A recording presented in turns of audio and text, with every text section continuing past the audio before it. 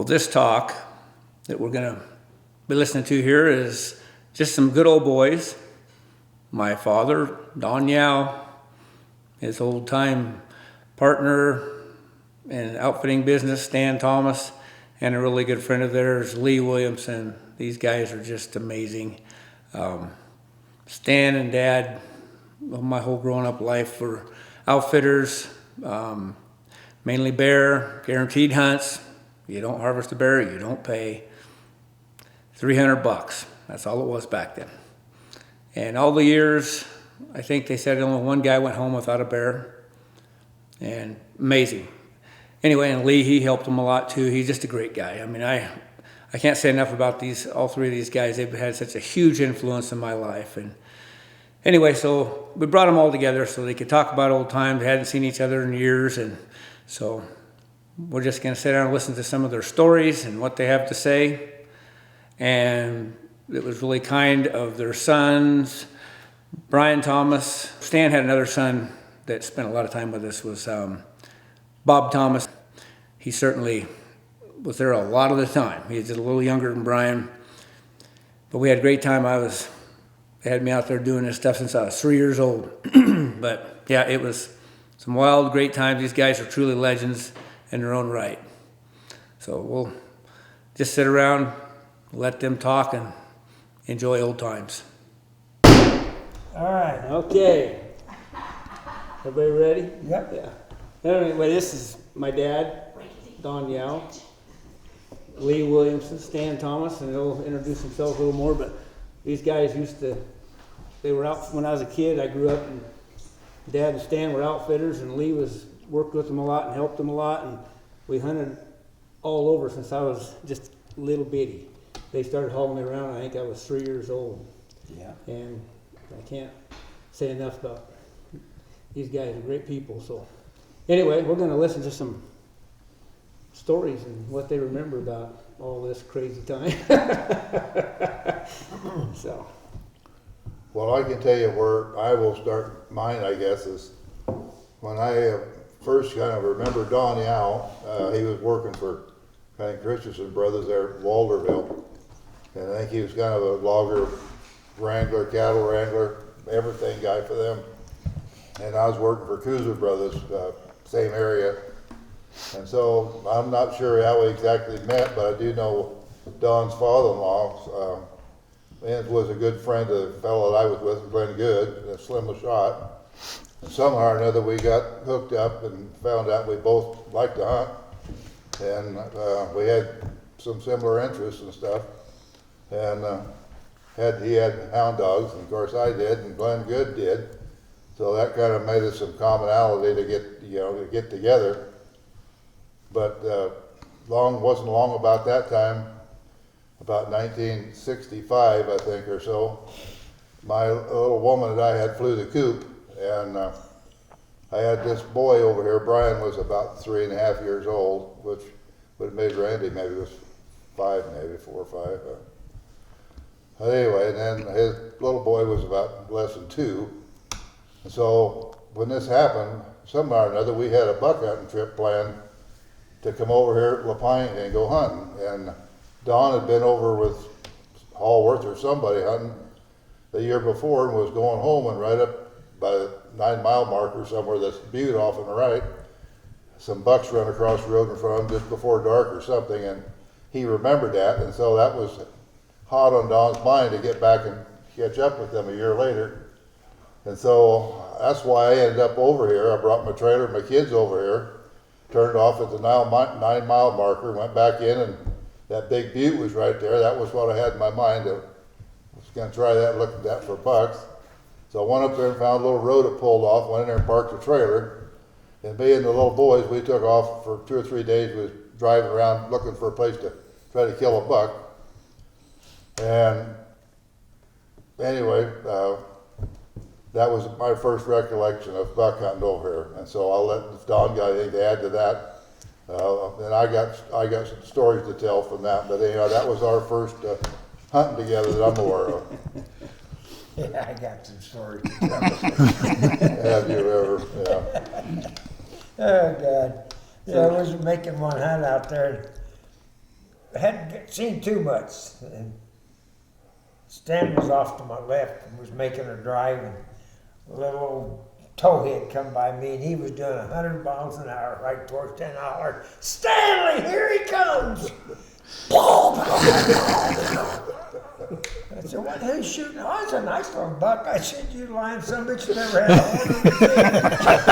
horn. Well, he said, God damn it, you yell so loud. I just knew it had Well, he hollered, here he comes. That was we'd done together for years before, so we had each other figured out when he comes, that's supposed to mean you're supposed to be on the red side of things. Yeah. Well, I couldn't speed him up in it because he's about this high, about 20 feet long when he come by me. But anyway, I didn't hurt him. I broke his eardrums.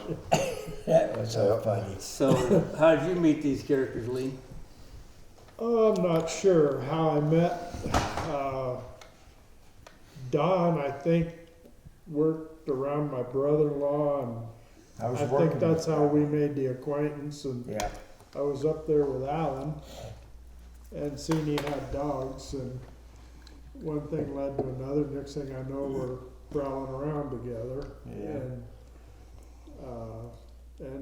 it just carried on from there. And hell, you hunted with me when he wasn't even there. I know, I remember. You used to pack me all over the place when I was a little kid.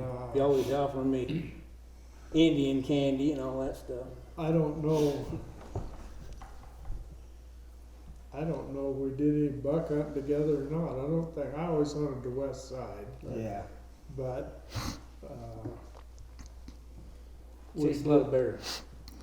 we lay a few black ones and who knows what else. You know. But that goes back a long time ago. Yeah. I know we were hunting up on private, like Weyerhaeuser and Georgia Pacific, and we caught several cat up in there. I remember you were little and you had an old single shot 22 or something, and you're beating away on them bobs, you know. And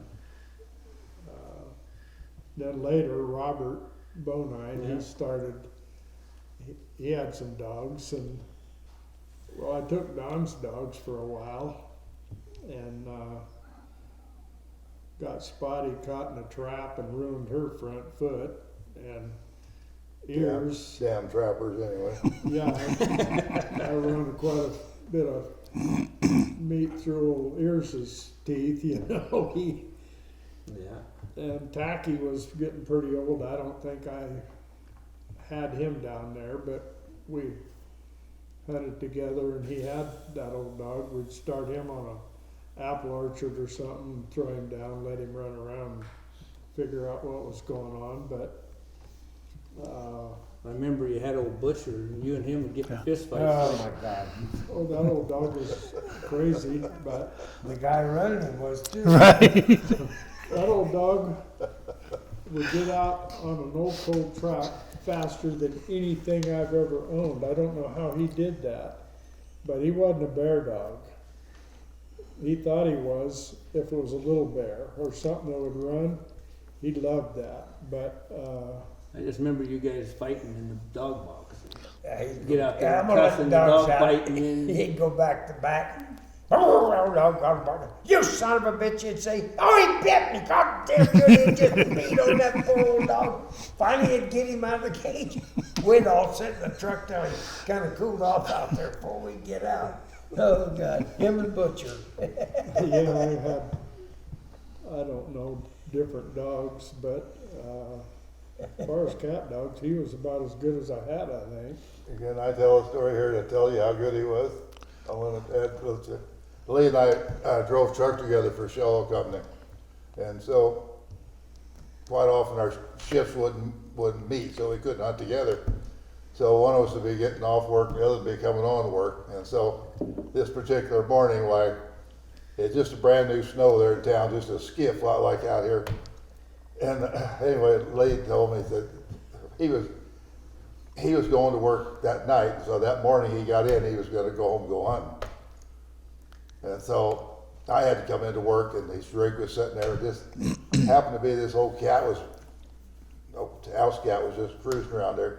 And I kitty him up and kitty him up, and I finally petted him. I caught him. I took him over. Lee had his pickup sitting there with his dog box on it. I just opened up, put the dog box, and I slipped this old tomcat in there, shut her all up nice.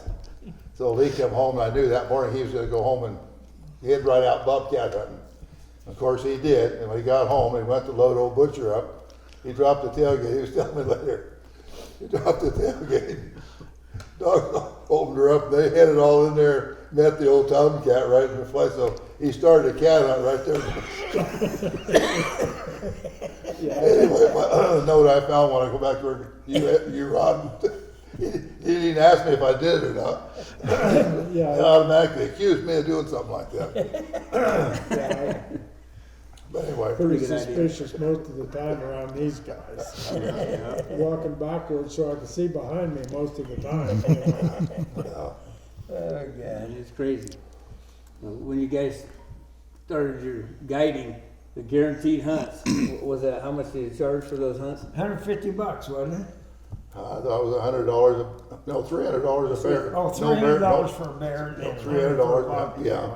No game, no money. Yeah. So you get nothing, no money, yeah. Speaking of that, you had Sherman, a couple of doctors in from Florida one time, and they wanted to come late, like in November. And, well, you were there. Yeah, he But, was. I knew we weren't gonna find any bear in the middle of November, clear up to McKenzie, but we went up there on the Clear Lake. I chained up, a lot of snow. Don went up one road and Randy and I took the next road to the right. And we didn't get out there 200 yards and a bear walked right across the road in front of us. We're just sitting there slack-jawed, just. Get no better than that. So, anyway, we just kind of pointed the pickup back there and tailgated, and here come Don, and he tailgated, and we figured we're gonna have a race, so Randy and I went to the bottom, and by the time we got there, they're treed. So we just left from the bottom, went up to them,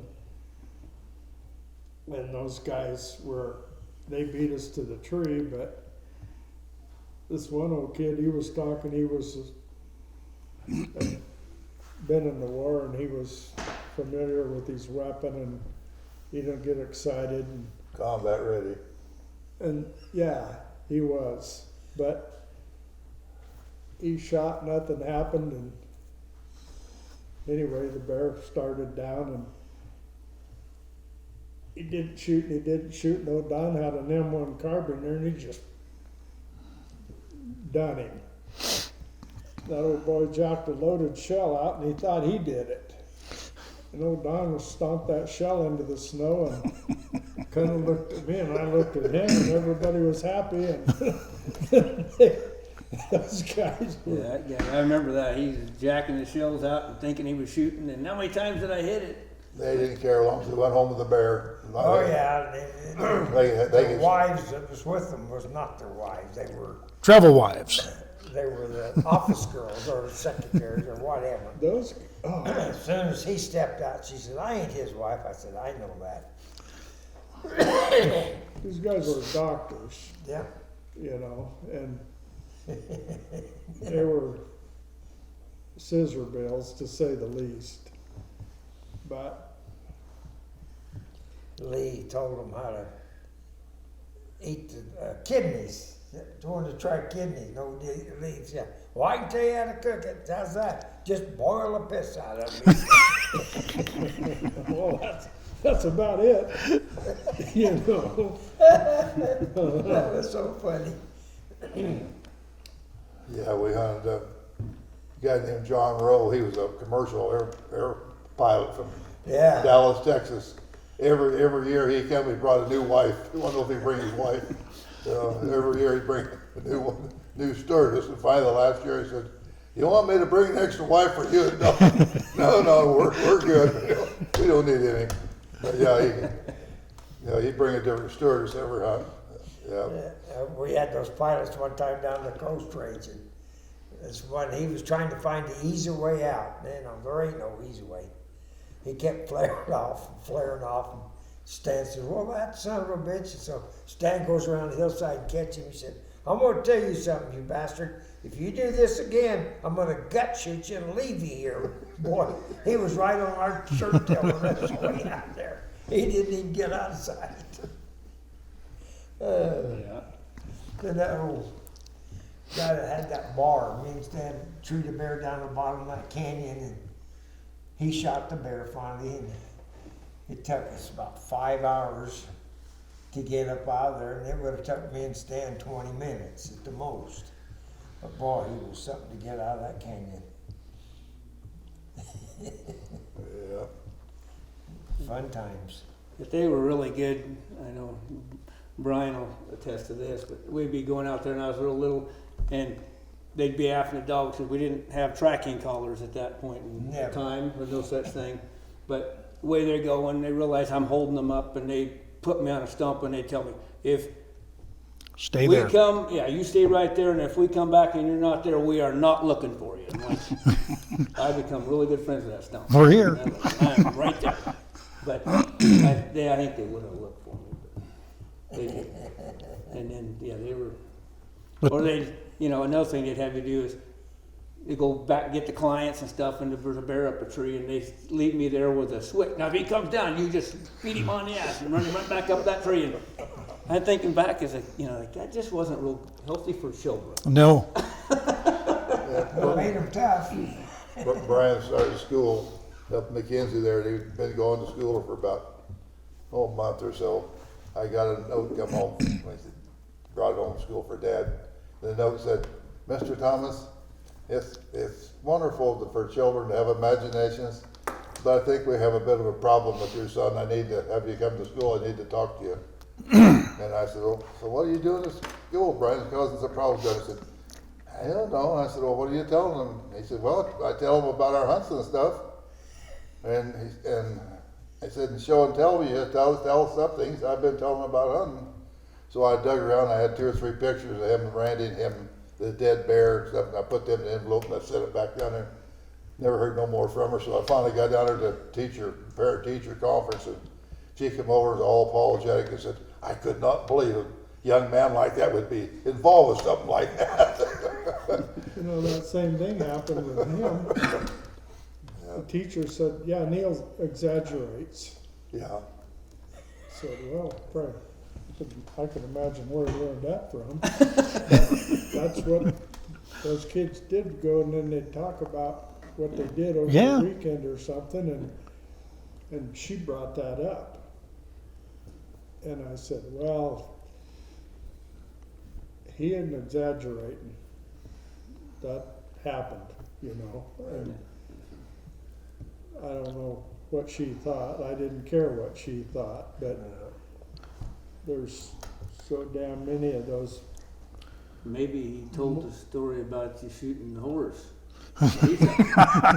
Neil shot the He shot the horse. He was like 4, maybe. I don't know. He wasn't very big. I know that because Lee had a horse that needed to be put down, and back in the day, it's kind of like you take care of things the way you're supposed to. Kind of like poor old Christy Nome for shooting the dog, but yeah, he had to put down a horse. But they get, they're thinking all the time because because we got to shoot the horse, we might as well just haul it up in the woods and shoot it up there so we can also use it for bear bait. Sure. Yeah, I mean, so everybody does that. So, they haul it way up in the woods, and Lee gets the horse out, and Neil, like you say, he's probably only 4, and he goes, Daddy, can I shoot the horse? Sure. Hands him a big old hog leg, and I'm thinking, oh great, we're gonna have a wounded horse. I'm probably 15 or 16 at the time, I don't know. He touches it off, horse drops like a rock. Boom, pulls him backwards. Well, I think I peeled a ham off of that for dog food. Yeah, I you think the did. bears could have the rest of it or something, but Well, I tell you what, I remember this vividly. So some people had it spoiled because their dad had a Suburban, okay, with a trailer behind to haul their dogs on. But there was no crew cab pickups or extra cab pickups or any of that stuff. So when we wanted to go with Dad hunting and he had Lee or somebody else, well, the big boys got to ride up front. And if you wanted to go bear hunting bad enough, you rode in the dog box.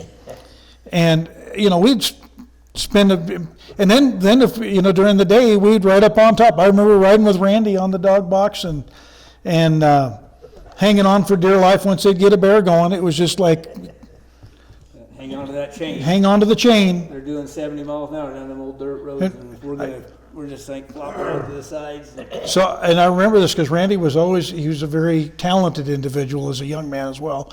But you probably don't remember this, but the first time I'd ever heard the old Dan Tucker song, and that was one he had memorized. I can't say it now, but oh yeah, he would just go on. It was quite an impression upon young me. So, yeah.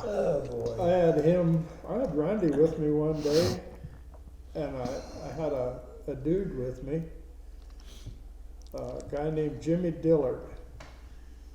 But anyway, we were down there somewhere, I don't remember now for sure, but anyway, we caught a little bear and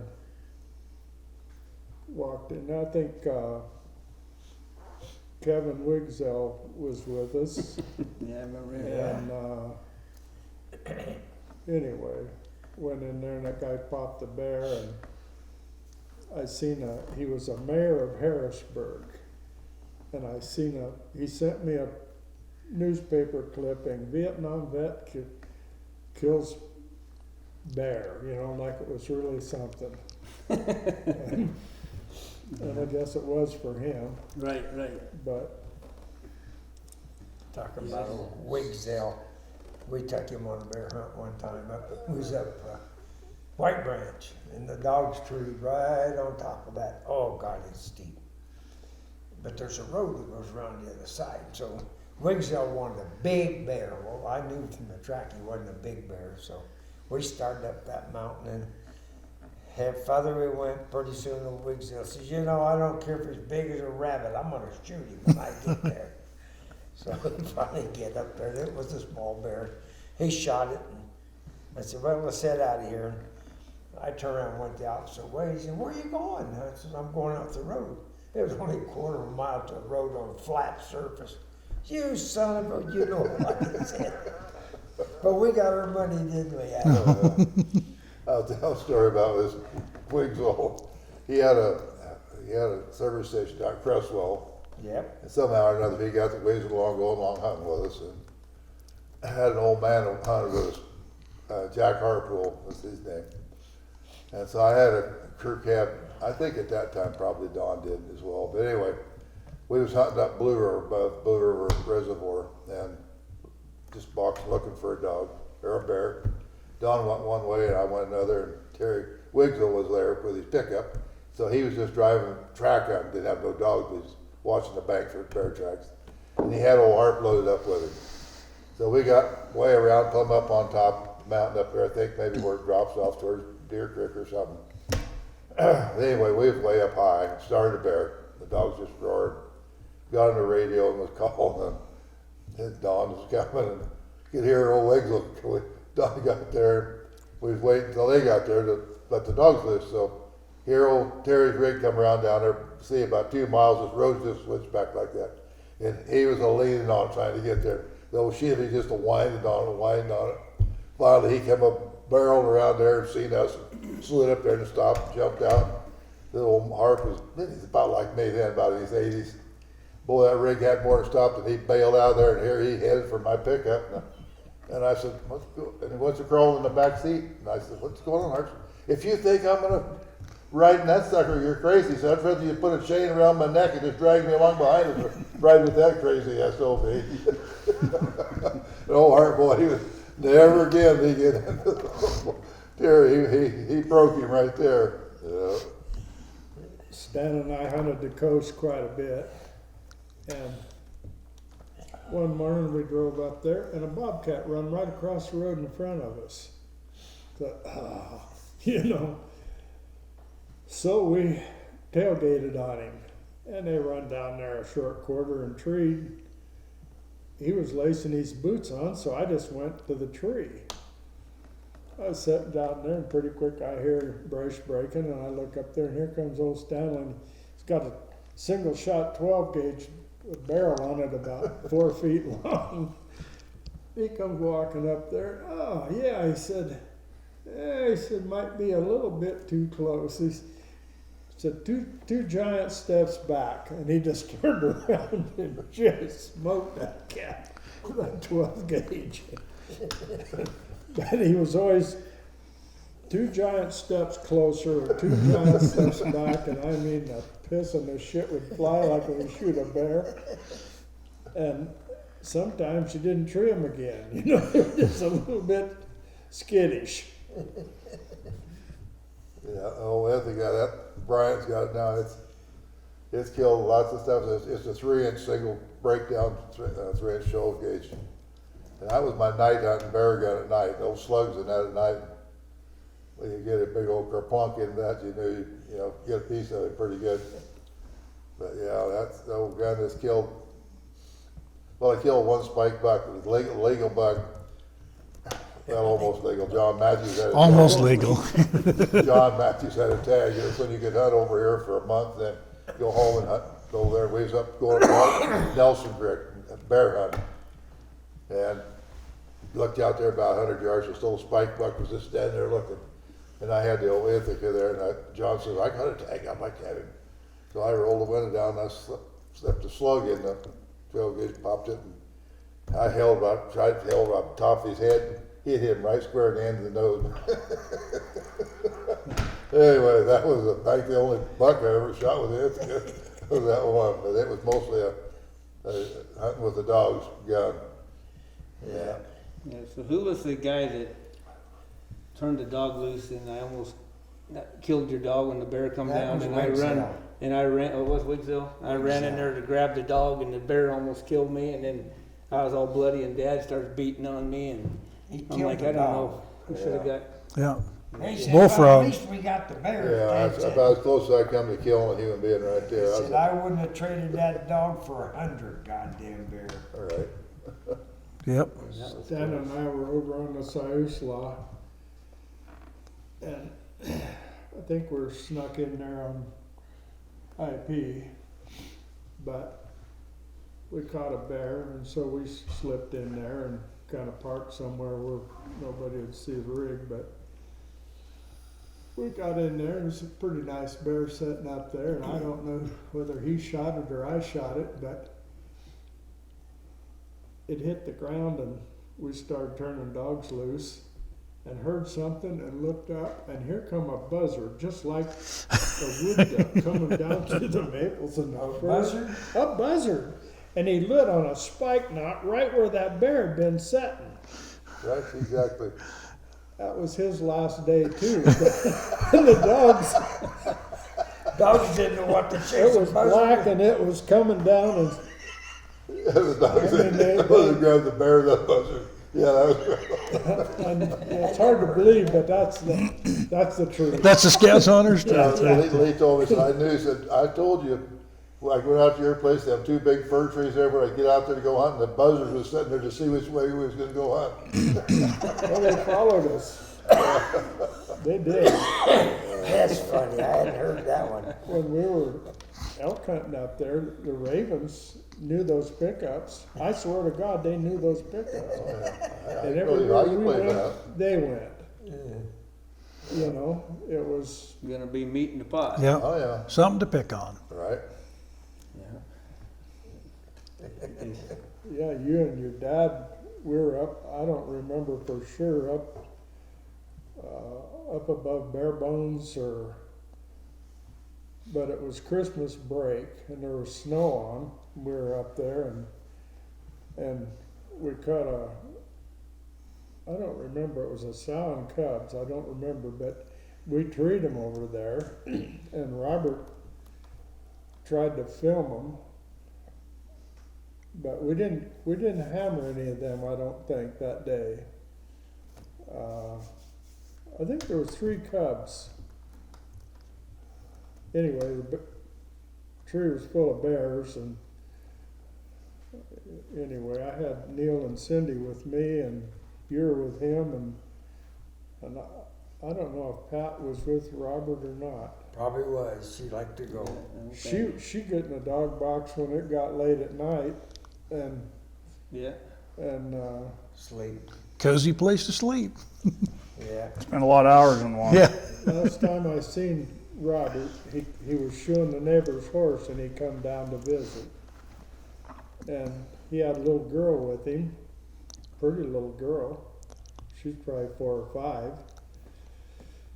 I said, "How's Pat?" He just kind of stiffened up and looked at me and he said, "I buried her yesterday." I Wow. didn't have a clue. It's hard. Yeah. Sad deal. Yeah, She's a that- good girl. she's a good girl. Yeah. Her and Randy would be up hunting and Seems very claustrophobic. yes, and Randy would grab her around the head and shove her in the snowbank and god damn, she'd come out of there and toenails and he took off running. She'd kill him. I was kind of worried, but. That was So we'd be driving down the road, and poor Patty would be in the middle, me and Robert, and we started going.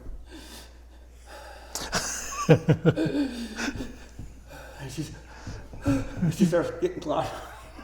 Pulling it down, and Robert and me just keep like gasping for poor thing.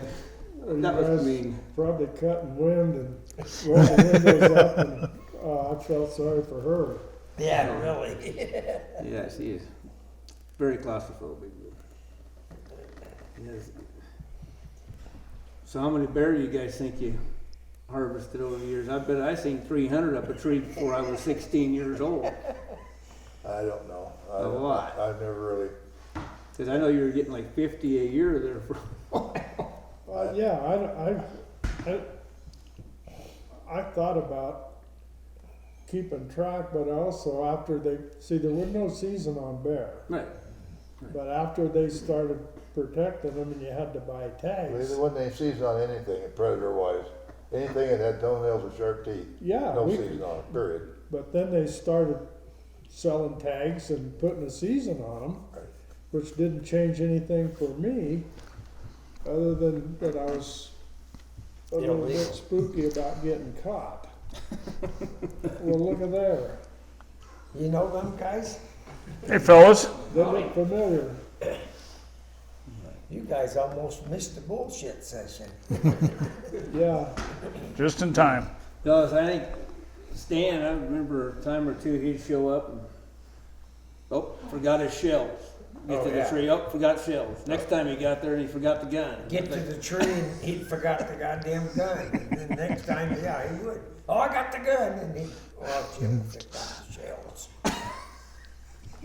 Yeah, nothing like going bear hunting and not have anything but a stick to fight with. Yeah, yeah. How many did you kill as you were beating him to death, Stan? Yeah, talking about his first wife, Brian's mother. He said, he was late one morning. She was about an hour late. And I thought, Jesus Christ, I was pissed. And he gets her and I said, "What's going on?" "Well, you got to take care of them before you leave or they won't be there when you come back." Well, when he come back, she's gone. Yep. That's a fact too. I was so aggravated waiting there for an hour and I could have been out hunting. Well, Right. yeah, you had so many patients anyway. It's like, I can't imagine you even waited that long. Well, he wasn't the most patient hunter I've ever hunted with, but he's one of the more successful ones. We generally didn't go, we generally had meat for the winter. Our objective when we started hunting over here, from day one, was everybody would take a deer home. And when you got there, you got to camp, everybody would have a powwow. And everybody that had a tag would have a tag, and we would try to see if we could get so many deer, and every family, first day, everybody get a deer, and the second day, and sometimes we'd have 2 or 3 tags. And so after about 3 or 4 days, while people get their deer, they start going home, and finally get down to 3 or 4 or 5 of us, so we'd have our tags and back down to the hardcore hunters. We filled them tags quite a bit, and we'd go home and fill them in Western Oregon. So everybody ended up with a deer. So we bought a tag for a reason, and that was used on a deer. It wasn't to buy for the state to subsidize them. So. I think most we ever killed that one year was 27 deer. And I think the least we ever killed was about 13. Right, something like that. Generally, first weekend, we generally fill about 10, 12 tags the first weekend. That was when there was a lot of deer. Yeah. Right Nowadays- Now over here, there's, At the 19-mile marker, the road turn left. We went up there one day and we killed 6 bucks up there. Randy shot the tail off of one. He shot and here he comes walking out with the tail in his hand. he was hauling that. He was all ass to the brush. That's all I got. When we were coming up here this morning, I showed these guys, they're on lookout for the high bank and that wire on the bank. Yeah. You were coming down through there, coming home from Eastern Oregon and seen a pretty decent buck up there. Kinda imaged him in the side of the headlights and just reached out there and just smoked him. Yeah. Well, I didn't quite smoke him, but I did shoot him. And Gary Huffman, Jim Miller, I don't know if it's the same one, but we was over there along the lake. Nice buck started up there, and I said, stop, right in the middle of the highway. Boom. And he took off. I told Jim in the old pickup, I said, drive down the road, me and Gary go up and take care of him. I gave Gary the gun the way we went, and I got there and I had the flashlight. The deer, I shot him low, and he was standing there, and we bumped into him. And boy, he just exploded. And Gary was behind me. Gary jumped up on my back and scared the shit out of me, so I threw him on the ground. I said, what are you doing? Well, he said, that scared me. And I said, well, you got the gun. He was on me, man. That was so funny. So we get the old buck down, and Jim comes out and drives up down the highway. We was trying to split the car so we could get him loaded. And finally, we rolled him down the bank, and he fell on the shoulder of the road. We threw him in the back and laid down with him. Cars were coming, but we made her home. It was crazy. Yeah, we had our old camp up there for, I don't know how many years, 30, 40, 50 years. Oh, yeah. The kids was pretty small, and it wasn't big enough to go out and be hunting with us. So they'd guard camp and make their pitch bowls and hunt chipmunks around the camp. And so this one day we come in there, and we had a couple of meat poles hanging up there, pretty good ones. So anyhow, we had several nice bugs hanging there. We'd come driving in there before noon, and I think all of them come running out there to us, and there's an old, looked like a Ford Courier pickup or something. An old man and old lady was just leaving. When we come in there, they come up and said, Daddy, I remember, Daddy, you'll never believe what happened. And they was all laughing. What? That old man there said he come driving up here, and he looked over at us, and he looked away, and he looked back, and when he did, he went to say something, he blew his false teeth out, and they hid out in the dust there, and he had to get out and get he just cleaned them off and put them in when he left. That's him going right there, Dad. He said, look in there. Anyway, we had some pretty good meat poles there to look at. So. Yeah, one year we went there, and nobody ever camped around us. And these jackasses set up camp down there and Stan says, wait till tonight. So that night we built a goddamn rip-roaring fire, and we got to hooping and hollering, jumping through That whiskey jug out passed it around us. jumping through the fire. We had a bunch of Hot 6 tracer bullets. Everybody shit. Next morning, so they packed their Camp ass was up. dead. No more camp. Gone. They sold out. That was so funny. Yeah, well, I don't think we ever was anybody drunk in that camp that I ever knew. No. That's so funny. Yeah, that is the, Guys weren't even drinkers. Right. That's Yeah, so funny. we but you were guys were looking just- like a pretty you were- rough bunch that night, I'll tell you. You were just so crazy that nobody would believe you. Hooping, hollering, jumping in the Wasn't fire. One time we was down Smith River striper fishing, and me and Stan, all the kids, and anyway, Dale Saylor and his wife, and it was after dark, and Darlene went up with her 2 little girls, lay down, and pretty soon she let out a blood curdling screaming. We went a charging, all of us did. And the guys jumped in the car and took off. They were trying to steal out of our cars. So me and Stanley and all, we said, get the out-6s out. So we loaded them all up. They went up creek. Well, there's no way out. They have to come back. So we're all standing there. Pretty soon here they come by, and man, we opened fire. Big old rock wall there, remember, big old rock wall right there behind him. I think we broke him a night robbing there for a day or two anyway. If you got the right car. yeah. That's, I mean, you know. could have just been some kids coming back down off of the hill. It sounded like the right one. I'm pretty sure. You're guilty, all right. Yeah, he's guilty, all right. I'd come in one night from bear hunting, the kids were little, and I got in about midnight and took my bath and just laid down. Car pulled in my driveway. So I jumped up, just my shorts on, grabbed my gun. I'm looking out the window. 3 guys get out and go in my garage. So goddamn out there I went. They headed for the car as hard as they could run. And I got to the driver and I got a headlock on him. And I had my gun in my hand. I told him, you better stop this son of a bitch, I'm gonna shoot you. And I was hanging on to him, and he backed out in the road. Then I knew I was in trouble. And he took off, and I just run that gun completely dry in the back of that car. I could hear one tire going. I walked back in the house, and June said, what are you gonna do? I said, I'm going to bed. That's all about 2 years later, a little neighbor girl came down, was talking to June, and she said, do you remember? Yeah, she said, I remember. Said, that was my boyfriend, and boy, did he learn a lesson. He never went back to anybody's yard again. I should have just dropped the gun and pulled his head plumb off. But I didn't get it done. I wasn't thinking about that. Dragging your bare feet. I was barefooted. That was hurting worse than anything. I lived there in Elmira. That was just the last place leaving town. So if somebody broke down or ran out of gas or whatever, night, walking back, that'd be my place they'd come to. And at that time it was first having the hippie fair out there. And there's some hippies that had lived in that old house before I bought it.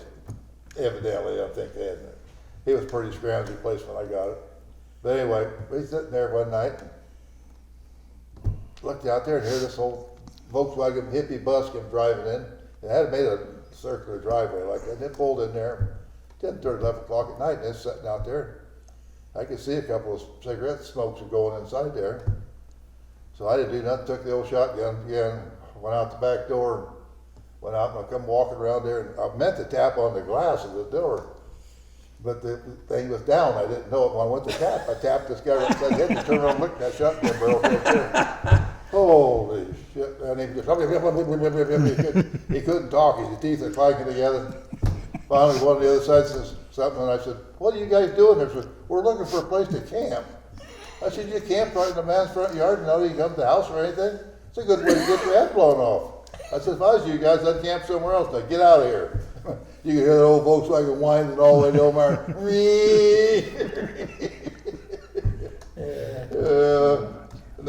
Then Brian here probably remembers the grape patch. Oh, yeah. We come in again, there's an old hippie bus down back of the house. There's an old homestead place, there's apple trees and Grapes. grape arbor. I looked down at the grape arbor. Here was got a plastic garbage can, pretty good size one. Big one, sitting down there, and these 3 or 4 people around there. I grabbed the lot 6 and I headed down there. I guess there's more hippies and two hippies, a female gals there, and they had this thing about this much grapes. They were Concord grapes at the bottom of this thing. I said, what the hell are you guys doing down here? Well, we're trying to get some grapes. I said, well, you ever think I might want to have some grapes? Well, I said, you ever think about asking anybody? No, anyhow, I said, get out of here. Get your thing and march. And so I had them marching. I was marching them with the old lot 6, right, the last one. And I marched them all the way to the house next back. Marched them out there, went out to the hog pen. I said, now, what do you do? I said, you gonna keep them? I said, no, I'm gonna feed them to hogs. You wouldn't think I'd touch them after you scroungy suckers are that old of them. Dump them in the hog pen. And I'd get you there and get out of here. Anyway, I don't think they ever went back to the grape patch either. So yeah, so sorry about that with the hippie deal, but that just didn't work very well. He's a pretty good hippie, though. Yeah, I figured it out, or he wouldn't be here if it wasn't. He'd be bald-headed right now, so The day ain't over yet. Right.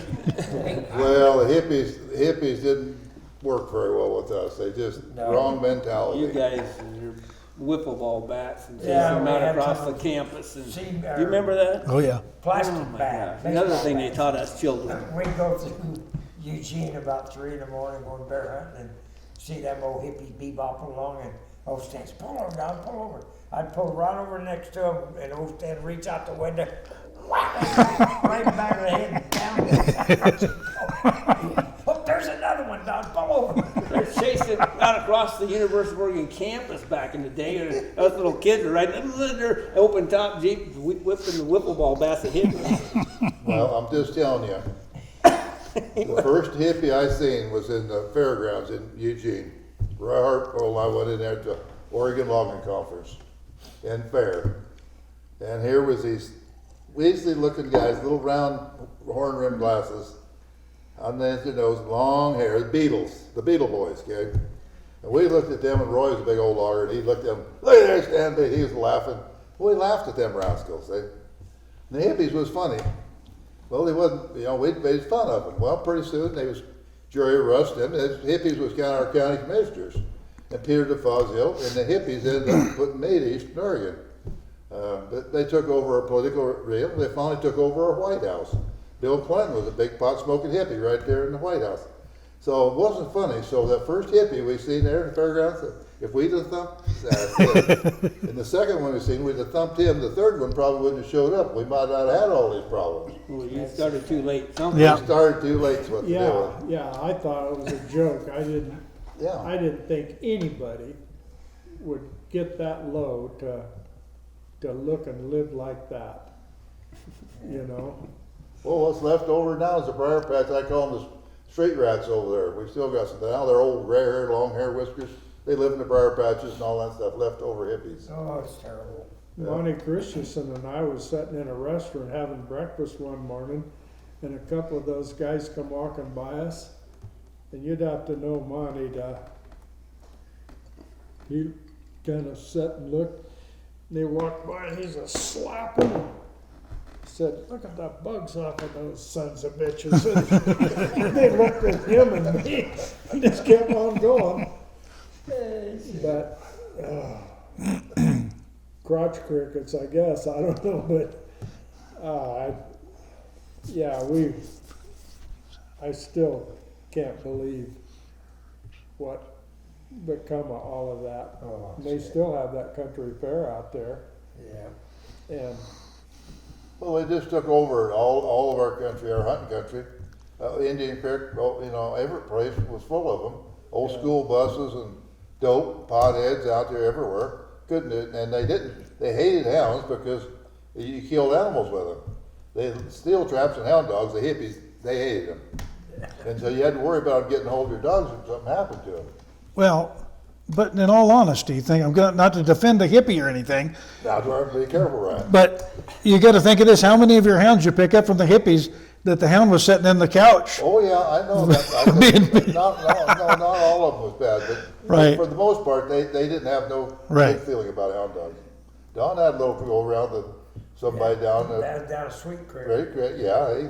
Don Hallworth borrowed my dogs and lost them down there and couldn't go back. So this no phones, no cell phones. I go down and look, couldn't find them. And I called June about noon. She's crying. I said, "What's the matter?" Oh, this guy called me and said, "If you're not there by 12 o'clock, he's shooting every one of your dogs." So I just called state police, and he said, "Well, I don't know who it is, but I think I'd tell you where to go look." So I went to this ranch and pulled up, and there's my dogs tied. I just got out and unhooked all my dogs and put them in the back, and out of the house come this old man and two big old twin boys, big old kids. And the old man started in on me, said, "I ever see them dogs again, I'll kill every goddamn one of them." I said, "When you kill my dogs, you're out of the cattle business." "What do you mean?" I said, "Just what I said. You shoot one of my dogs and I'll gut shoot every cow you got on this place." And I meant it. Yeah. But then them two boys, they get tough. Old Bill Beebe was with us. And after we finally got it all over, he said, "God, you did a good job, Don." I said, "You stir them some bitches up. You just swear to God he was going to hit you, and then you'd let them cook off. Then you'd stir them up again." Yeah. But I meant it at the time. I would if you kill my dogs. Lee had one killed. He knows. Yeah. yeah, Yeah. I got in more trouble over that than anything since, probably. And there's a couple of scissor bills that they was hunting agricultural land. There wasn't any ag land even close. And that dog was bawling lost. I put my vest out, and he tracked himself back, and he stayed. He was a homer, you know. And I walked back in there the next morning and found him right in the middle of the road, just shot full of holes. And the angle was, I mean, you shoot down like this, you shoot right through something, but those guys were back quite a ways. And they took my collar off. And so I went home, and I was pretty hot.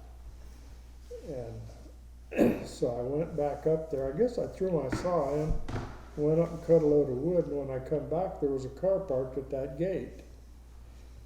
And I got out and looked, and it was the same boots that had been up there that morning that shot my dog, same tire tracks.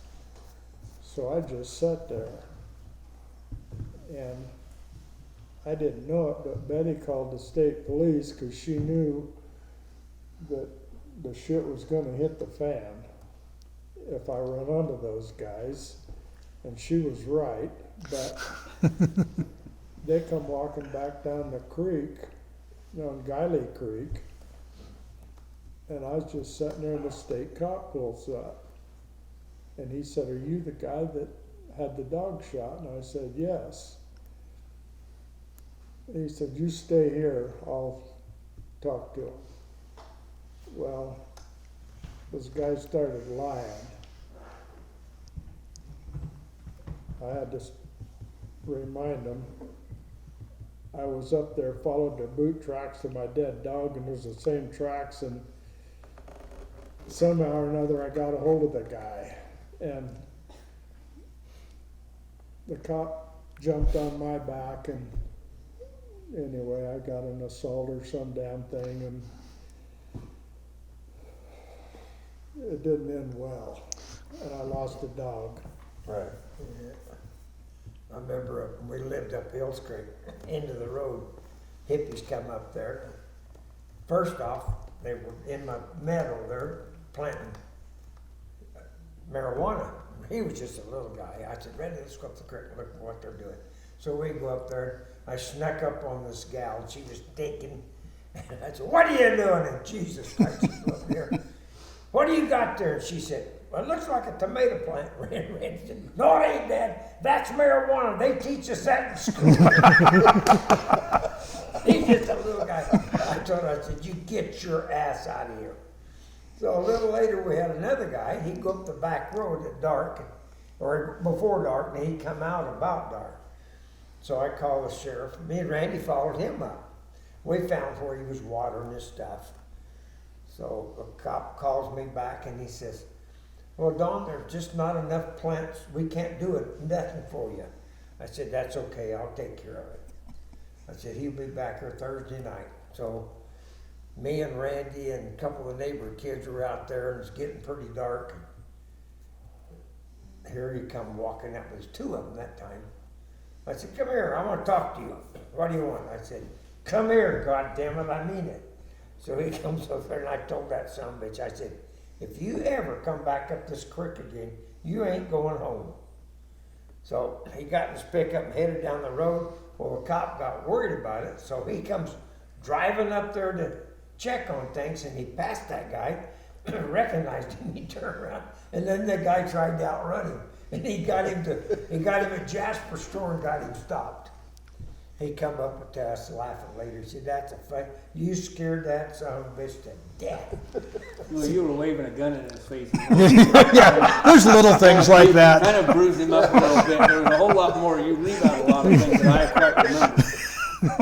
But anyway, he told that cop, "I'll never go up that creek again. That's the meanest bunch of son of a bitches I've ever seen." So that's exactly why you guys had that place. Cause I told Dale, they was looking for somebody that would tend that gate so they wouldn't be coming around in the back way. I said, "Well, I know this the guy, but I know you out there." And then there's an old man living there. He was an ornery son of a gun too. boy.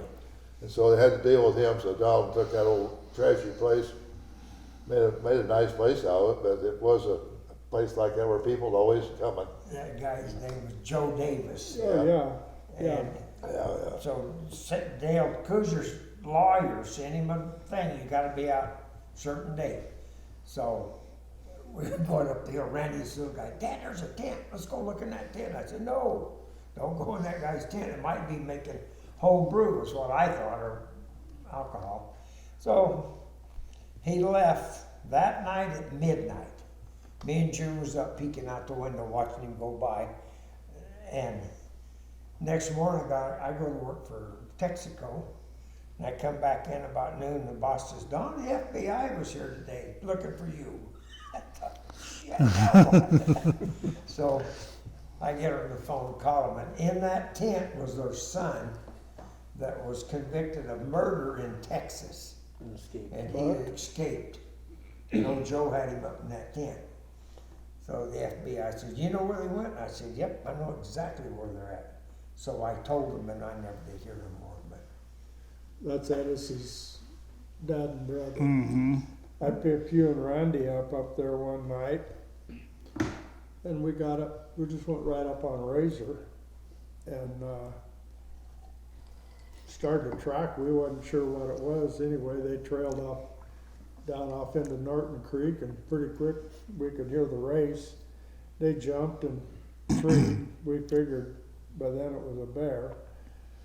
So we went down, hit the main road, and went up through the gate and went up Norton Creek and walked in there and just got dogs tied, and the bear come out.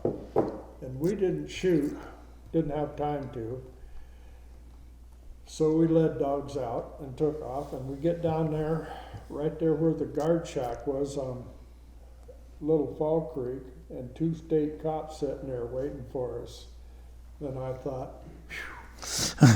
you know, they would have heard that. They were right down there. And lucked we out. dodged a bullet that night, I'm sure, because dogs would have had blood on them and everything else, you know. I think that's the same hunt Don and I was making one night up there. We was right, I don't know, it was a Friday night or something. We come around there, nice warm weather and everything. Come around the road, and the dogs come around the corner. There's a Chevy Camaro or something sitting there, doors wide open on it. Hound dogs going in and out. They jumped inside that car, and that guy had her in the back seat. Yeah. Them old dogs were licking everything they could find. North Eugene Highlanders. The no kids throwing a hound on it, another jump. We finally got the dogs all gathered up, went on down the road. We got down there about a mile, Tiger Gate was there. It was open. We shut them out. We took a fur limb was there, broken off sharp, and put it in the pinhole there. Also, that way might be saving them an unwanted pregnancy. That was so funny. Me and old Frank Harris was on that same road one day. Come around the corner, and here's a lady in the middle of the road peeing. And God, she seen us, she took off just a minute. And old Frank, he speeded up. I said, slow down, Frank. No, we're gonna road her away. With her pants down. The pants, boy, she was strutting. She went around the corner. Her husband was standing there. He was laughing so hard. All 3 of you guys kind of got a smooth tongue, and we were elk hunting up there, and I was in a different canyon. I come out, went and hit the road, and about then they started these radios to where it saved me a bunch of miles. So I hear him saying, hey, I got a bull here, grab 4 of the meat frames. And well, there's 1, 2, there's only 3 of us. No, there's 2 of us. Why do we need 4? And I questioned, no, just bring them. So up there, those state cops were always trying to catch us doing something wrong, you know. And they've always wondered why Dad at 70-some years old was always killing bulls. But so I get down there, and there's a state cop and that game biologist, that wolfer. They humped clear down in that steep ground to see if we were doing it right. Well, he'd already talking to him, said, you guys come from the top? Oh, yeah. Are you going back to the top? Yeah. Well, you guys want to take a quarter out with you? And they said, yeah. I got pictures of him loading them up. We set the quarters on them, and old Mahar and Brian Wolfer take off to the top of the mountain. I only had to make 1 trip. Wow. Yeah, it was a hell of a deal. I went out of there with all the guns, packing the guns. But when they got there, well, it was so steep, it's bluffy, and so I had a piece of nylon cord in the pack, so I took the tag off and stuck it under a rock. And anyway, I tied this up to a tree, and I was having trouble keeping it in one place, but after I tied it, I rolled rocks up and got him on his back and was getting the job done. And I heard something, and just like from here to the door, Wolfer and Maher stepped out of the brush, and they're looking at elk all over, and he said, there isn't a tag on that animal. I said, well, I stuck it under a rock, and those guys said, oh yeah, you could see them roll their eyes, you bet, I bet. Which rock? I said, I don't know, but it's right there. The first rock he tried, there was a tag, and boy, he rolled her out, and I said, there a problem? No. Okay, good. Because we was getting ready to get wadded up there a little bit, but they did. I kept hassling them. And that Put them to work. yeah, that one took his knife out and to cut some teeth out of them elk, and they wanted the brain stem. Well, I walked out with Wolfer and Maher, and we got out and they come on the radio and said, hey, there's a spare knife. Well, it was one of those guys' knives. And he said, we got to go on another call. I said, well, I'll stick that knife in a meat pole, the tree in the meat pole there in camp. Next day I come back to camp and the knife was gone, so I figured they Come back. But yeah, those guys. Always wondering how you were always killing them bulls. Of course, we'd always talk it over there before we rolled out of the hole. And I think that was the last meat you packed. We got into a bunch, and I think there was 3 or 4 bulls laying down there. And I said, don't pack, just watch, take pictures. And I got busy quartering elk. I turned around and he's gone. He grabbed the quarter and away he went. So I chewed his ass when he come back, and I got busy again, and I turned around and he's gone. There's the second one. And we're pretty steep ground, and he's 72, 74 probably. And I thought, okay, well, this is it. Here he comes back again. And I said, you're strictly on the guns and the pack. You're not packing any more meat. And I kept an eye on him that time, but that was 70, I don't know how old, 72, 74, somewhere in there. In that kind of ground, still packing meat. Didn't make any difference. I figured I was, Had to be done. Oh, if he ain't pulling his weight, he ain't doing much, I like to eat them. I like to hunt them. Or I just like to be around when it's happening. Right. Oh, yeah, it's fun. It's all part of it. Yep. Packing's the funnest part of it. My crazy wife, she does that same thing. She'll get a quarter of an elk, and she certainly ain't built for that.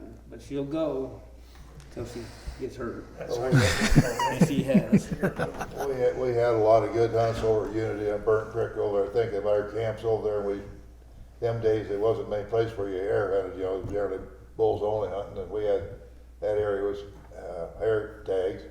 So we'd go over the same thing. We'd go over figure on coming back with our winter's elk meat for about 4 families, and we'd have the meat poles all lined up there in this rancher, the cattle, and they come in at night and they'd be us around there. They'd go out there, take a look around the meat pole all the time. Can we look at your meat pole? Make sure they're not Angus. Beef's just as good as that. Anyway, we finally dawned on us with this, making sure it was elk meat was hanging out there, it wasn't something else. They turned out to be good guys, but when we first started hunting there, they a little nervous, so we were doing too good. Yeah, one big old bull that old Don Good killed over there, that was a sure feature, a big bull. And back when them days, it was different than elk hunting now. There's elk everywhere now. Right along I-5 over there, the elk everywhere over there in the valley. Hey, I heard a story from Randy, bits and pieces of a bear hunt at night, and some car coming down the road, and Oh, yeah, you tell them about when he threw the big old light through the windshield of that car. Oh, yeah, it was cool hunting. Down there on the long top. We was on the Long Tom out of Junction City, and me and Stan, the dogs had made a lose, and they was on the run to the bridge, and they was up on the road and back down, up on the road. Stan said, "Don, here comes a car." So he gets up there, and he's got a big old flashlight with the big square ones back then.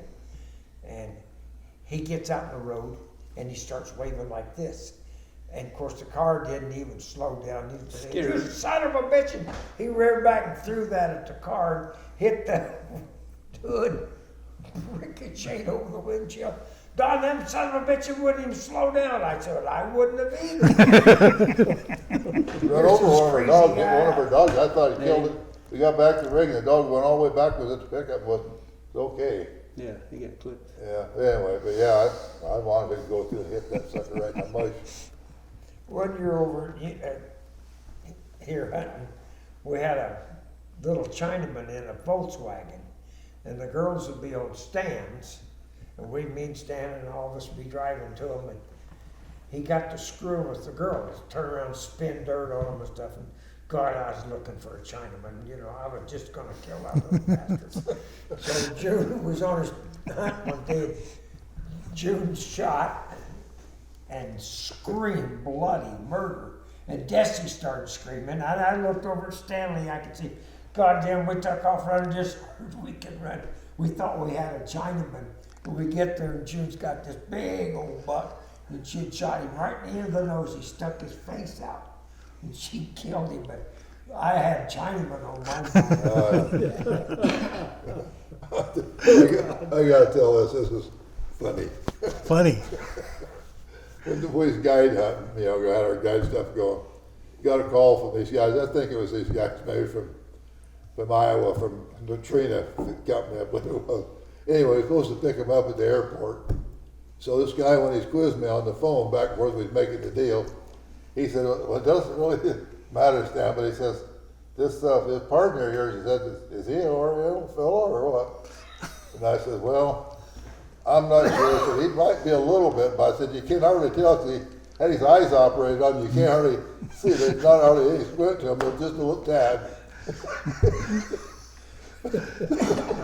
So we picked him up there, walk up, I can see them all. Look at Don over to see if they can see the scar. I mean, I think that was funny. Don might not know it funny, but I still do. They looked at him for a week there to see if they could see the scars on him. Yeah. I was up there hunting with you guys when you're camped up there on Ola. Oh, was yeah. you? They's good guys. Yeah, They were nice guys. Webster City, Iowa. Yeah. Neutrino, wasn't it? Neutrina, yeah. That was his top salesman for the year. He brought They him caught 6 bear. and a bobcat. And That a bobcat was bobcat. a little bit of a phony, but we got him one anyway. Oh, Kosher had one in a cage. And Stan calls him up. These guys want a bobcat. We told him $100. Yeah, didn't we? $100. And Dale sold it to us for 50. So Stan had him go out and turn him loose. We went out there. Didn't take no time to treat Yeah, him. we had His goddamn eyes. You remember we couldn't find his eyes in the dark. Yeah, we had an elephant time finding him. I remember that. But yeah, anyway, yeah, I told him where to turn loose. We actually did hunt him up, you know, but the one time we ever had a canned hunt in our whole lives like ever. Dogs, weeks hunt. I didn't the only time. Yeah, dogs, well, everything. But anyway, you hunt dogs every day for a week. Well, they pretty well had to hunt out of them. Oh boy. Yeah. Yeah, that was pretty good. I think you only sent one guy home without a bear in all those years, wasn't it? Well, not very many. Most of them. We had to push some of them to the tree though. Yeah, if we figured if we get them to the tree and get them to shoot their gun, they's gonna end up with a bear one way or another. Even if it's straight in the air, huh? Yeah. Yeah, the closer you get to the bear, they get tired, they're scared to get Oh, there, they're so they scared, run yeah, out I of remember. gas. So Terrifying. you have to just punch them on in there. Well, that old kid up there from Webster City, he stopped and tossed his cookies a couple of times, and there was good fresh side creek there, and I'd have him wash his mouth out and everything else. And Hell, old Harp made it to the tree. Right. No, anyhow, it's just that, look, these old kids, especially from the south, they'd heard all these stories their whole lives. You know, I'd shoot a bear and then bullets ricochet off their head and all this stuff. And so when they get around the bear, they just, you know, they wanted to kill one, but they wanted to brag about it, but they scared to death of it, honestly. Yeah, they sure were. So what about the football player that you guys took? And the packing the bear out and never seen a man with such tremendous power and strength?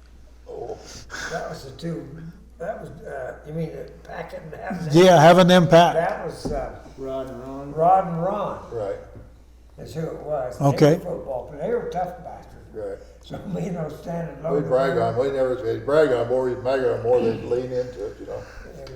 We'd say, man, you're doing good. And they'd just keep pumping, and then they'd get out and he'd try to outdo him. We didn't even have to pack. Then that big old kid of Wilson had, remember old Lurch, we called him? About Yeah. 7 foot tall, and eyebrows. Mark, yeah. He was up there one time, we had a bear down the hole, this fella like that. We got this guy loaded, and old Mark was bragging on him. I never seen a man with power like that. I'd love to see him pack them. Oh, shit. Ron and Rod, I went hunting over there with those guys one morning, and we drove by a house, and the road was dusty, and there's platterfoot tracks coming right out of this lady's yard. What you suppose did that? Them ain't man tracks.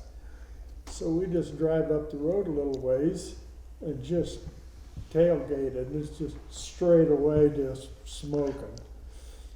Well, we had a pretty good run, and they treed, and we went in and smoked the bear, but when we're coming out, Ron was ahead of us, and some lady that lived at that house stopped him and said, "Are you guys bear hunting?" She said, I heard some dogs. Said, "No, we're pigeon hunters." so he said, "Hide that bear when you come by," and he said, "Don't stop." Because he said she was pretty pissed off about this pet bear that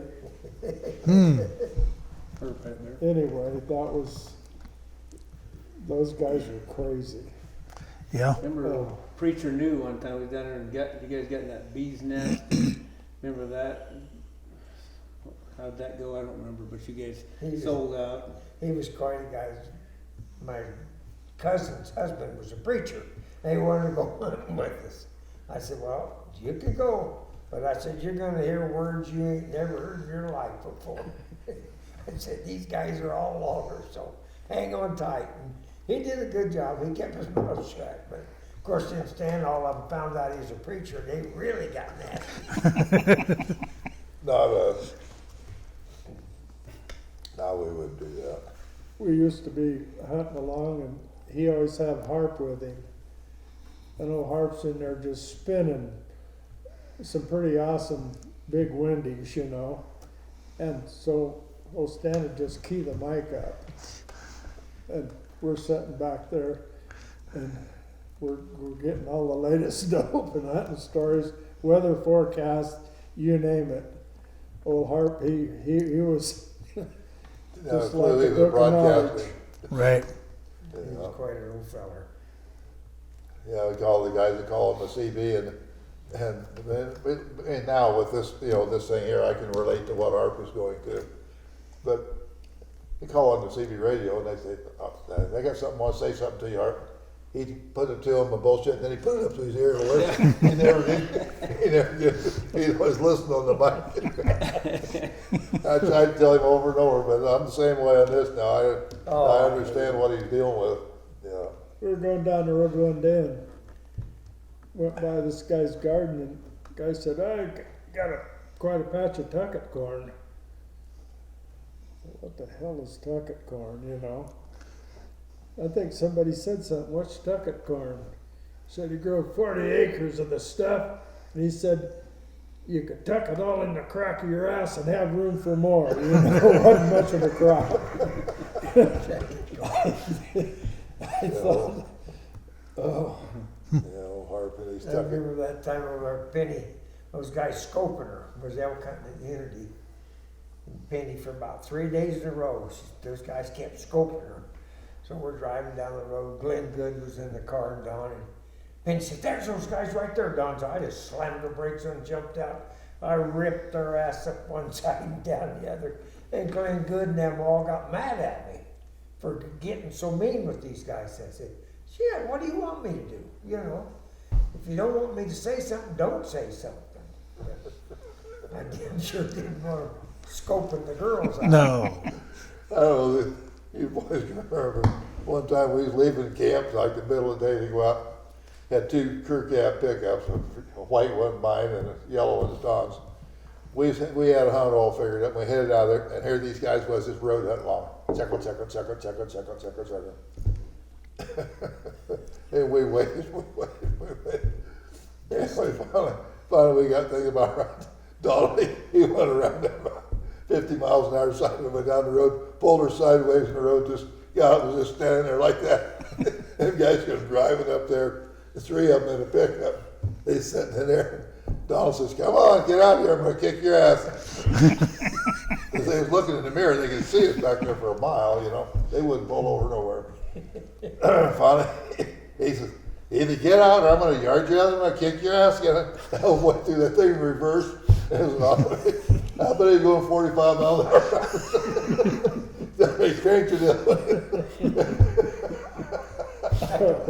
You remember that? No, I remember him Oh, gonna kick a lot and kicking people out. Right. I remember over there one time elk hunting, these 2 guys were sitting in the road talking. So I thought, well, shit, I just took a side road and went around and come back out to the road. And just as I got there, that son of a bitch went by. Oh, I thought, oh, man, I got home here. And that Suburban. And I took after that son of a bitch, and that old Jeep was just bouncing the road. I took a hillside and I just went around that son of a bitch. It's a wonder I didn't kill him or get killed. That was crazy. I remember you guys gonna go down the highway and somebody be going slow and you say, you take them on the left, I'll get them on the right, and you got it back. One is in the ditch and the other on. I remember going up toward shit, I'm lost now. But anyway, we were going to Cougar. And me and you was in front. And this guy was, you got around him on a straight stretch and this big wound. You know, come on, Don, there ain't nobody coming. So, boy, I whipped it out of a blind corner and I went around that subject. I bet he thought I was crazy. Well, if you get somebody you trust on the radio, you can You can do that stuff, yeah. We used to do that all the time trucking. But As long as there's no side roads. Right.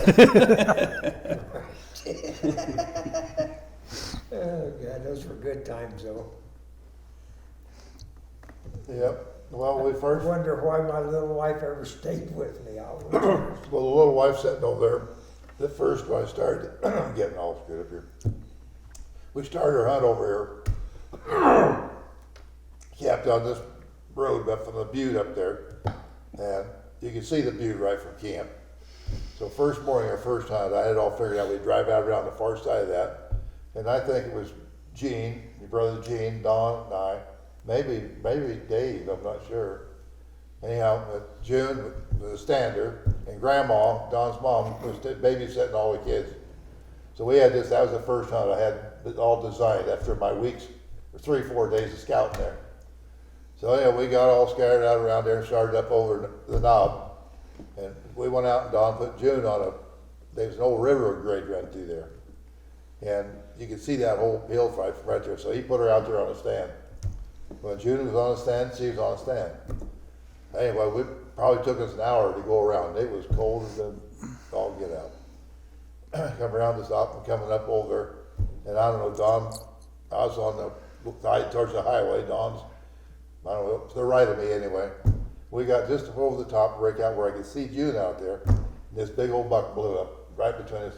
Went right out between Don and I could just see his butt and his horns just went over the hill like that. And I let out a whoop, run around there, and Don was over there, and you could just see a trail of dust going off the hill. And June was standing, we could see her over there probably 500 or 600 or 800 yards long ways. right where he put her, standing there just like a statue. It's like a pink was standing there, and that buck was headed right as straight towards her as they could drive it, anything. And she kept getting closer and closer and closer and closer. And I don't know, Don could see her, I'm sure, and I could, I know. And I finally got about 30, 40 yards from her, and I see her raise her arms up like that. And she messed around there, she raised her up, and the old buck kind of seen her then and slid and went around her, went gone. My buddy over here, he went smoking off down there and got over there. When I got there, he was chewing her out because she hadn't shot. And her hands were so cold she couldn't get the hammer back on the gun. She was trying to, she was froze, you know. And she finally, from a few times I've ever seen Jim fuzz up a little bit, finally she said, I have stood out there as long as I'm going to camp. You can do something whatever you want to. I haven't had it. So she finally balked on that a little bit. Yeah. Bless her heart, you put her on the stand, by golly, she was there, you know, and she killed some nice bucks too, but she'd have killed him too if she got the hammer back. She didn't get the hammer back. Yep. That one time she was on the stand, was making a drive turn, and an old buck come up behind her, and he blew, scared the shit out of her. She was looking this way, and Oh, yeah. he come up behind her. Yeah, I've had that happen a couple of times with me. I know the blow sound, all right. That or a grouse. Yep. You put scheme on something, all of a sudden just, and you know, about Makes the the old third heart shot, flutter. you start looking to see what you're after, you know. Yeah, Steve died that time up there in Idaho. We were going up the trail and In the dark. hiking. I do everything in the dark. I gotta walk the dark 2 or 3 hours before I get to the hunt spot, just for entertainment value, I guess. And we're going up there, and there's these big old bear tracks and cubs. So now Steve's up front. He's a little gun shy anyway. We're like, yeah. Well, sure glad you're up there, Steve, because you run into her first. I mean, she's gonna eat. I mean, you're just toast. And we're going along there. Steve's getting pretty nervous. We come around this thing, and there's a bunch of grouse sitting there, and they flew up, and the wings were hitting him. Oh, And shit. he's like, oh! And he's backing out, and Dad shoving him. And we were laughing so hard. Oh, that was scary. He thought he was 8. Yeah. Well, the most grouse I ever was around hunting was over at Enterprise in that country over there, Joseph. Them big draws going off in towards the Naha River and stuff. They're just full of grouse.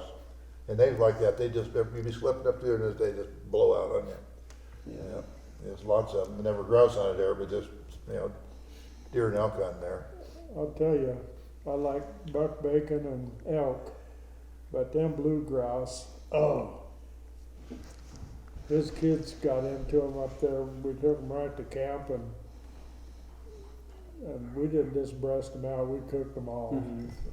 Got a skillet going, and They're tasty. we had enough of them, we couldn't eat them all. Boy, I love them things. Yeah, they're good. Once in a while, you get one of them old timers and it's A little tough. chewing on Yeah, boot they're leather, but a little chewy, yeah. yeah, it's kind of like that mountain goat. It's like chewing a Michelin radio. But he tasted That's a good. fine So it piece of tastes meat. good, but it's really Tasted stringy. great. I said, that's a He was fine just piece tough. of meat. But he's 11 years old. I mean, Yeah. he was- Them I killed goddamn one of things, them- you couldn't eat a bite What was of them it. Brian down there from he Arlene's? ground it. Oh, Audad. Awdads. It tastes good though. We ground it all up. they had a good, easy hunt too. Oh yeah. Oh yeah. Slept on all night. I can before, imagine. man, you know. Oh, yeah, yeah, it always makes it a lot more fun if you're laying on a rock, Yeah.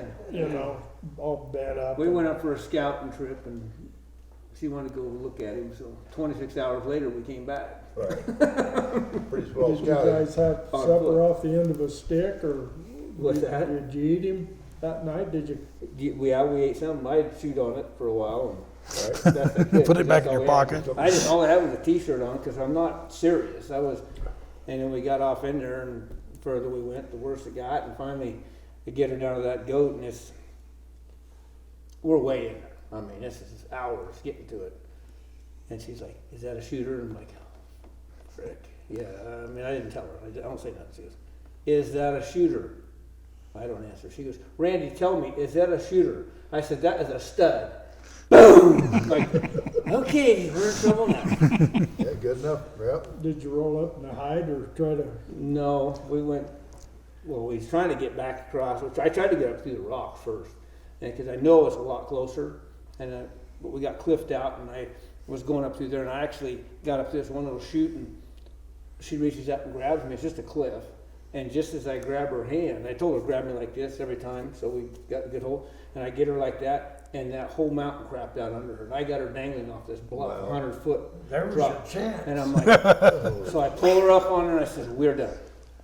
We're done. Let's get dark. We're gonna, if we can get off of here, which wasn't no easy to do. We got back off and went down, cut off a little piece of goat meat and went down in the creek bottom and built a little fire and spent the night there. And it was cold. But What a guy won't do just to kill something, you it was know. great fun. Yeah, I ate some bear meat You gotta like that one time. That's all I had was a t-shirt on the coast. Had a little fire going, and alder, just fry, sizzly fire, and it would go out there a little bit. And I roasted bear meat, and that's all I had on the Yeah. stick, you know. No salt, no pepper, just, Yeah, we took the meat bags, quarter bags, and that's what I was putting on those little skimpy quarter bags. It was better than nothing. oh yeah, a lot better. But yeah, that coast country, it can be hot in the daytime, but boy, in the evening, it cools off even on the So yeah. that Hell's July. Canyon the same way. It was Yeah. down around freezing and sure at night and hotter than heck in the daytime. But Well, them hunts, you remember them when you go through Oh, yeah. something like that That's while you're good. sticking your, I always say it's a lot more fun if you get the misery factor up. yeah. Yeah, Then you remember. Well, our hunts over here, that same first hunt, we come into camp after June had the buck run by her. And Donald says, well, you got any other smart ideas or something? I said, well, I got a place over here, I know where there's some bucks. So I said, I don't know how we're gonna kill them. It's pretty woolly, but I said, I drove around here, there's horning and there's big old buck tracks and there's bucks here. I guess we go up there and see what we can do. So we drove up where end up there in Tater Knob where we was headed up there where, you know, the hunt there above the camp. And we drove up there and every little bit, they just, wasn't a lot of deer tracks in there, but they just lone walking tracks, horning every little bush out there, all horned up until we got up there and the little skid road went off. We went into that triangular piece of ground there, the wrong direction to really hunt it, but you know, I don't know whether we went from there. I think maybe Dawn and I may have went around, but anyway, Gene went out on a little old road there, and June was somewhere there on a stand, and Dawn and I went out around the other way. I was crawling on my hands and knees in places. It was that thick at that time in there. I mean, it was just dog hair. And I hadn't got in there very far, and I heard bang, bang, bang, bang, and it sounded like horns hitting on the. And I let out a whoop, and Donald over there. He didn't do like I did. He didn't do anyhow. The buck run over and about run into Dawn. I think Dawn maybe he got a shot or a shot in the air or something. That sucker flared off, went plumb across through the hunt there and run right into Gene. Run right up, and he smoked big old trophy buck. He just smoked him. And that was the first buck we killed over in that place. We killed a lot of them after that one. I remember one time on Tater Knob, we decided to make a hunt down there. We said, we always hoop, and we all got lined out. So this time we decided, first guy shoot, second guy shoot. You guys, we got all lined up. I was the first one. I shot, and every one of you shot. The girls on the stand, they thought, goddamn, we had deer going everywhere. I took about 10 steps, and there's a guy standing there, and he said, you're a bunch of smart sons of bitches. I didn't say a word. I walked on by. I was making a drive one time with my critter call. I was just trying to be a flesh man, you know. Marshall, I'm blowing on that stupid call. Walked down there, the guy standing there. That's what he said. I've seen every damn thing now. I said, what the hell are you trying to do? Just walk. I thought, yeah, that had to look pretty smart to a guy who was actually a hunter out there, you know. I was hunting with the boys, we were elk hunting, and I come off this old road that's out there on the hog, and anyway, there's another road below me that went to a landing way down there. I see some people down there, and I'm heading back to hook up with him and his brother. And anyway, there's this great big old girl wearing orange coveralls. We just kept getting closer and closer together, and I'm not, 50 yards from her, and she come walking up there and kind of looked all around, and shucked her coveralls and bent over and just decorated the thimbleberries right there. I'm telling you, I thought, how could she not have seen me? She was happy. But anyway, she was one big girl. I went down there and told those guys about that, you know, but I should have said, whoo, you know. She'd have probably shot me, but I've noticed people don't see you. I've wondered, Yeah, sometimes it's amazing, yeah. I've walked right up to people, and one time I was scared to even get by this guy because he was just sitting there. And so I turned around and, Got away from it. yeah, he's sitting there having a smoke, but never, yeah, it's odd. The We thing- sat over off the Trask River, and I had about the thing happen to me, it sticks with me to this day. We'd been over there and we had a windstorm, just almost like a Columbus Day storm. Wasn't as bad, but it was close. It was blowing limbs off just 30-foot, 40-foot fir trees, just, you know, and it blew our tent down, everything. Well, we got through, lived through it. The next morning we went out for a hunt. And maybe it was the next day after that, but anyways, that same hunt, and I was going around and we had spotted these elk from a long ways away, I think, and was making a hunt on them. But anyway, I was coming around to hunt, and I looked over there, the fog kind of cleared out, and there was this bull standing there, just on the next point over, like 100 yards from me. And he's just standing there broadside, and there's a stump there, I just leaned over there to put him, whacked, popped him, and he's one, as soon as I shot, he just went out of sight. And I just reloaded my gun, and I stood there, and I hadn't been there 10 seconds. And there's a woman walked out there, just within 10 feet or less of where that elk was standing there. I mean, where in the hell she was at when I shot, I don't know. She had to be And right my there hair close. just stood up in the back of my head, and I thought, holy shit. Yeah, And she didn't have a clue, you know, the elk went out there, we got the elk stuff, but just to have her just walk around, man, it's just, ugh. yeah, it scares you. You never know. Yeah. And the girls are whispering. I think they're tired of us bullshit. But Yeah. I want to hear the stories like when you killed the bear with your gun, Right. you know, beat it to death. And Once again. Some of those things where you get in there and shoot. I mean, you have to basically fight them on the ground. I have a witness you guys doing this stuff, but I'm not hearing it. Well, I'll tell the one about the bear I shot with the kill with my rifle.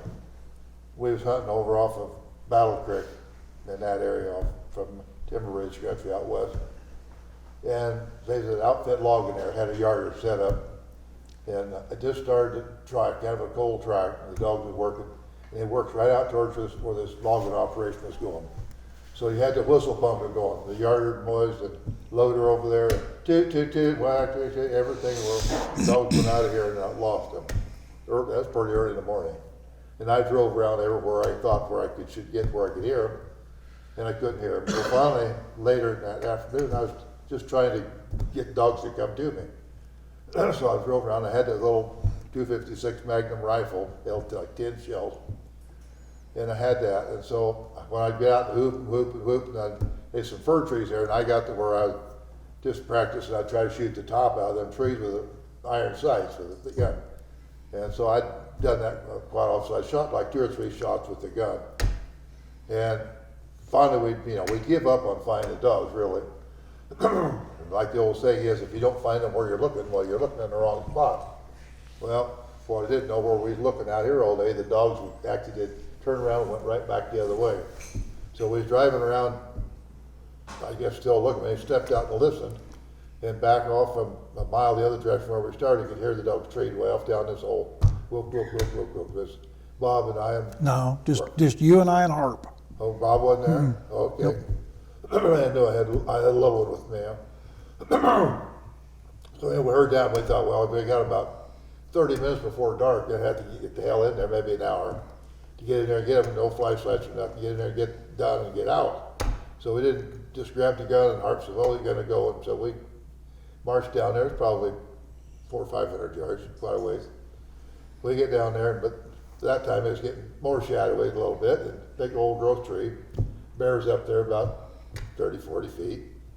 I started tying up dogs, and I had about 1 or 2 dogs tied up. And I told Brian, I said, watch that bear. If he starts to come down, let me know. And so I had just maybe got about the second dog. And Brian said, Poppy, Dad, here he comes. So I stopped what I was doing, got the gun. I looked around. By that time, the bear was about 20 feet there, I guess. And he stopped there and looked around, and I thought it was just right. And I shot. I shoot him in the head. When I shot, he just ran around, and I just smoked him somewhere along. Just burn him. Kind of like Trump. Yeah, anyway. Yep, trumped him. Yeah, he just turned everything loose and just dropped right straight down. It was pretty steep, about 30, 40 feet off into the creek. And he hit there and was rolling down, and of course just dogs and bear and everything was rolling down that hole. And I hollered around the harp. I said, watch Brian, let's stay the hell out of the way, watch Brian here. And so I just bailed off there after I got down there, and everything was fine. Jacked the celly, and I got down there and got the dog cleared back, and I stuck the thing out there right in that bear, right in the air, the smoky snap, no shell, out of shell. Sounds normal. Right? Yeah. So here I am. By that time, my thing's starting to clear out there a little bit. And all I had was my gun in my hand. I looked back, and they was up there about 30, 40 feet from me. The bear got up, started out of there, and the dogs, of course, all around him walking. So I took right up, I was following along. I don't know what the hell I was going to do, but I was following along, trying to stay above them. And I got there probably maybe 200 or 300 feet, maybe. And the dogs, they just walked. He was sitting at bay, and he never run. He just walking. And I got there. Remember, there's a big tree, about 3 foot through fir tree there. And I got that, and there's a trail coming up by there. And he was coming up that trail. So I got behind the tree, and I thought, well, he comes around there, I'm going to pole axe it. Yeah, that was my plan. Well, everything. So he got it coming. Everything was coming fine. He got up there at that tree. He almost got in range. He stopped, and he just looked up, and when his eyes met my eyes, I thought, holy shit, I see him go like that, and I just sold out there like the Yellow Jackets was after me. I got about 30, 40 feet, and I hear all hell break loose. Looked around, and the dogs, and they was just stirring it up. He had that same little dog who got killed up there at the bear dropped off, killed him. Bullfrog. A month later or so. Had him right by the belly, just shaking him like a rag like that. And I had the gun, I run in there and I hit that damn bear right there, just hard as I could hit him right across the face. Just knocked him flat. The stock flew out of the gun, went about 6 feet there. I grabbed the stock and I beat that sucker till the brains was running out of his head, out of his ears. And they had him all subdued, and the dog, he had 4 big old puncture holes in his guts. Anyhow, he survived that, and then that got killed with a dropout bear later. But Yeah. so that was that son of a gun. So. But that was pretty exciting times anyway, so. That was mine. I remember Tacky got his jaw broke off and that Oh, one was yeah, shut. he locked jaws with a bear, and it just broke Tack's bottom jaw. He was laying on his chest, and he'd still dive in on that bear with just the upper head part of the teeth. But we got that one killed. Another one he got down, I turned around and looked, and he'd locked jaws with that bear. And I ran up there and I walked 6 and I stuck it right in the ear and pulled the trigger. God, old Tacky backed out there. He was deaf after that. It just ruined him. It just ruined him. But he's Yeah. still hunting. Yeah, I don't know how they had an ears, because, we shot around them quite a little bit. Dogs' ears are more sensitive than ours, I'm sure. But sometimes you just got it to do, Yeah. Yeah. When we was guiding, I got to carrying a baseball bat. I don't know whether you guys remember or not, because the dudes didn't want you shooting a bear. And so if they come out and they wasn't dead or wasn't quite dead, well, I had that bat. I could just whop them over the head with that baseball bat, and then there wasn't no more bullet holes in it. I did that, a few of them, but I got one up on Old Aliquip with my mom, and my mom was probably 70, 75, and this old bear bay all day long. We bayed that sucker. Just about dark, I told Mom, I said, I'm gonna try to kill that bear. I went in there, fern was about that high, and I couldn't gain on it. I knew I was gaining on it. Pretty soon the old bear was right there, and I went, pow!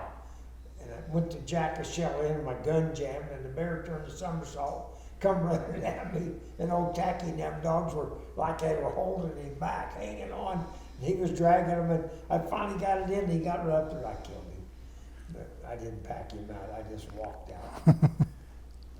Who was that rolled that bear out of that tree? I think I had to hold a dog. And I come running down there, and there's a little creek there with a little 2-foot waterfall, and that bear's back in the creek, and you got a hold of the top of its ears. And you had a pistol on, but you couldn't let go because it was getting getting too strong. And I couldn't let go of the dog because it was going to tear up the dogs. We had them all tied but a couple, and they were pulling me. Yeah. And I don't remember who had to come down there and grab that. I just jumped off of I don't know, 10 or 12 foot into a deep hole and grabbed on, and I didn't have gloves on or nothing, but anyway, the crazy bear I had him floating on his back, but I couldn't pull old Thunder Chicken out and give him a good one because I couldn't let go. Yeah. I don't even know why the hell you had a hold of him in the first place. Well, because the dog, But, man, maybe there was one that got loose or Ross something. Sloan he was in trouble. But I killed a big old boar one time up there on Weyerhaeuser. I don't know, he might not have been old enough to be in school, or he wasn't in school, or anyway. I took a horse up there and threw him out for bait because this bear was. Another one. Another one. Yeah, Yep. well, it was an accident. But anyway, that goddamn bear kept flogging me. So anyway, I thought maybe if he had his guts full, it'd be a little easier to deal with. And he didn't run as hard, but he wasn't afraid of nothing. And we got in there to him a couple of times, and he'd just walk off. It was thick. So the next time we got ahead of him, and everything was in our favor, and he come walking right up to us.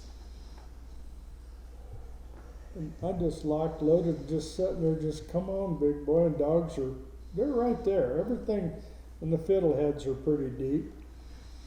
And he walked right up there, and when he seen me, and just starts beating his teeth, and he comes dancing sideways. He was just a kid, and I know he probably thought, Jesus, hope you don't miss. 'Cause anyway, I didn't miss, but No, there's more to that story. You had that little 223, and you had one shot, and then after he took off, then it really got crazy, and the clip, you hit that clip on a piece of brush and lost it, out. Oh, shit. and didn't have any more ammo. that was a different bear. Was it? Yeah, I thought that was the same one. yeah. That bear was up on Big Blow. I had to climb a tree. Yeah, things happen. They do. You gotta Oh, boy. be ready for crazy things. Yeah, you just make do. Remember that kid down at the coast that time we had that bear bait up in a real draw. Tom, was that his name? The kid that lived down on Smith Tommy River. Barnes. Yeah, and he run in there, didn't have a just body blocked that bear because it had his dog down. God damn it, that he didn't get hurt, but I sure He was a tough little knucklehead. sure yeah. was. I've never been bit or had my clothes tore, you know. Never. Stan always said, yeah, one of these days I'll be walking out through the woods, and he said, I'll see a great big old pile of bear shit. And he said, there'll just be a row of smiling teeth and a set of eyeballs. He said, that'll be you. But it never happened. And I was glad. You guys, Yeah, smiling teeth. Oh, we lost power. power down. We lost everything. He quit. Yeah, probably run out of batteries. Okay, I thought you were pushing. I'm ready. I'm ready. I You don't might know need to repeat that, because that was pretty how we're cute. hooked here. Well, I hope you enjoyed listening to the old guys talk. We actually had a glitch in the recorder shut down on us, and I went to fix it, and these old guys are like, we're done.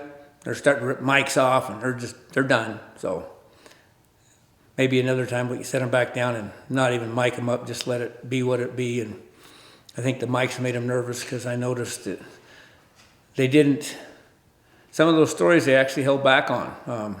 They had a lot more to say, and a lot of the things they did do, I think they were nervous to even say what all they did. They were just a little on the tough side. And boys been through some things and survived a lot of stuff and had a lot of fun. So anyway, I hope you enjoyed it, and till next time.